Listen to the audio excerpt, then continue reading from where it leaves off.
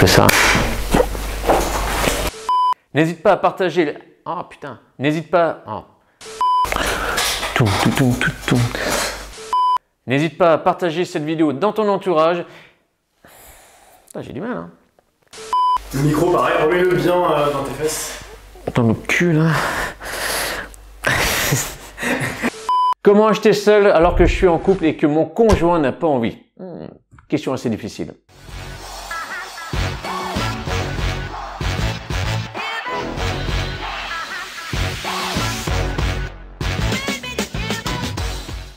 Effectivement, on a pas mal de questions aussi là-dessus, pas mal de femmes d'ailleurs qui nous disent, ben voilà, je suis en couple, j'aimerais acheter, investir dans l'immobilier, mais voilà, mon mari ne veut pas, et comment je peux faire pour l'emmener à investir, parce que lui-même en fait, il a pas envie d'investir, et du coup, ça me freine, ça me bloque, et voilà, j'ai pas envie de m'engueuler avec, ce que je peux comprendre. Alors, il y a plusieurs processus qui vont permettre justement de débloquer ça. En fait, qu'est-ce qu'on a? En fait, on a déjà de la peur. La première réaction, c'est de la peur. Ah, j'ai pas envie, je veux pas, non, hors de question que tu investisses et tout. Bah, en fait, parce que lui, il a énormément de peur. Donc, il va falloir déjà lui débloquer.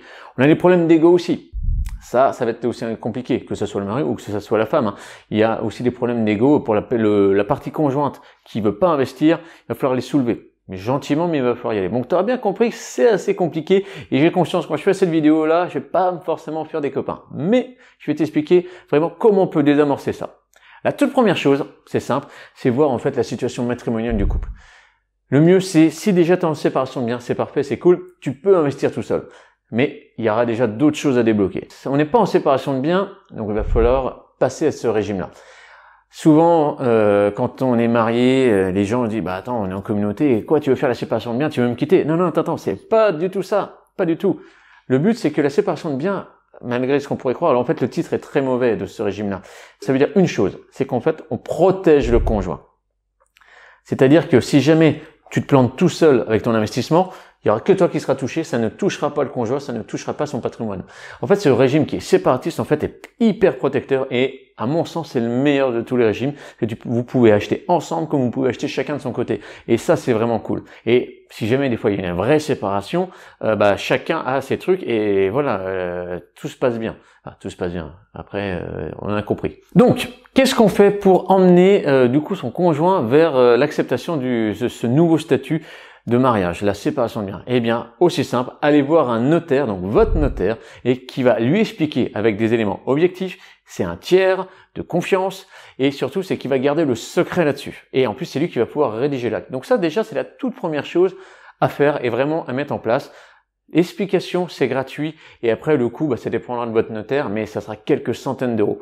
Et ça vaut le coup de le faire et il faut le faire à mon sens. Là déjà, si le conjoint, il veut pas trop dire qu'il veut pas en entendre parler, non, c'est hors de question, tu veux pas me faire signer un truc de séparation de biens et tout, tu vas me quitter et tout. Toi, c'est un peu du cinoche ça, donc c'est déjà un petit peu agaçant à se dire, est-ce qu'il serait pas un petit peu toxique, toi? Faut déjà un petit peu se poser cette question-là, légèrement, toi. Et comment on peut désamorcer ça? Après, deuxième chose à faire, une fois que tu as passé l'étape du notaire, c'est, il va falloir toi-même te former. Parce que ça peut être une idée un peu comme ça et tout. Il faut que la personne aussi soit rassurée. Je te rappelle qu'elle a des peurs. Et il y a aussi un problème d'ego aussi. Donc, ce qu'il faut, c'est se former correctement et lui en parler. Lui expliquer les différentes phases. Par exemple, il va dire, ouais, mais on va avoir des locataires qui payent pas, on va être emmerdé et tout. Ah oui, mais regarde. Si on va choisir, je te montre les méthodes que j'ai appris. Comment bien choisir son locataire? Les sélectionner. Parce que j'ai fait tel type de bien et tout. Ah, dire, ouais, effectivement. Là, il n'y a plus déjà d'objection. Oui, mais comment on va faire pour obtenir un prêt bancaire? Le prêt bancaire, ça va être assez simple. Parce que le dossier bancaire, il apprend ça. Il fait ça de telle manière. Ah oui, ouais, d'accord. Bon, ok, oui, puis effectivement, il n'y a peut-être pas besoin de mettre d'apport. Bon, ok. Tu vois, en fait, supprimer petit à petit les objections. Oui, mais les travaux, tu connais rien. Oui, mais il n'y a pas besoin de s'y connaître en travaux. Regarde, tac, tac, tac, tac. Je peux connaître déjà et calculer mon budget. Voilà, au fur et à mesure, supprimer encore une fois les objections, donc du coup la peur diminue et là, en fait, si la personne elle dit encore après, là il va falloir vraiment se poser la question. Et donc là, ça sera peut-être du coup un problème d'ego. Et troisième chose par rapport à ce problème d'ego, c'est qu'il va falloir rechercher un petit peu les relations par rapport à l'argent. Et donc là, on va aller chercher un petit peu plus profond, mais savoir quelle est la relation à l'argent de votre conjoint, de vous aussi, votre propre relation à l'argent, et aussi devoir faire en sorte de trouver les explications, vous deux, pour arriver sur la même voie, sur la même directive, et dire ok, c'est bon, ça y est, on se recomprend par rapport à tout ça, et comprend pourquoi je veux faire ça. Et surtout, si c'est un de vos rêves, il faut le faire. Si avec ces étapes-là, ça ne fonctionne pas, parce que ça prend quand même plusieurs semaines, voire quasiment plusieurs mois. Si ça ne fonctionne pas, ben alors il va falloir faire quelque chose. C'est un choix difficile pour une vie facile après. Je sais que c'est pas simple, et je sais que voilà, ça va faire vachement réagir en commentaire et tout, mais si vous êtes en fait avec quelqu'un de toxique et qui veut pas faire ce que vous avez envie de faire, on n'a qu'une seule vie. Faites un choix. Et donc ces personnes en fait qui ont fait ce choix difficile, pour une vie facile, donc une vie meilleure, je peux te garantir que leur vie financière est bien meilleure, du coup réalisent leurs rêves et c'est sans commune mesure. Donc pose-toi la bonne question.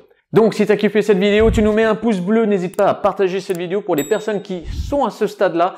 Et si tu veux aller plus loin encore dans l'investissement immobilier avec nous, juste en dessous de la vidéo, tu as un lien, tu cliques dessus. C'est une formation totalement offerte qui va t'apprendre vraiment beaucoup plus de rouages et d'astuces dans l'investissement immobilier. Allez, on se retrouve nous dans une autre vidéo sur la chaîne du Morenta. Ciao!